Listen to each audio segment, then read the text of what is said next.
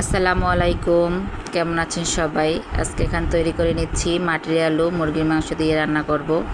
তো মাটির আলুটা যদি এভাবে দেখেন একদম ধবধবে সাদা, তাহলে মনে করবেন এটা রান্না করার পর দ্রুত রান্না হয়ে যাবে। এখানে মুরগির মাংস নিয়েছি, এখানে আদা রসুন পেঁয়াজ সব ধরনের গরম মশলা কষিয়ে এবার মাংসটাকে কষিয়ে আগে একটু রান্না করে নিব, যেহেতু আলুটা দিলে দ্রুত রান্না হয়ে যাবে। এর জন্য মাংসটা আমি অর্ধেক রান্না করে নেব। এই যে ভালো করে কষিয়ে পানি দিয়ে রান্না করে নিচ্ছি।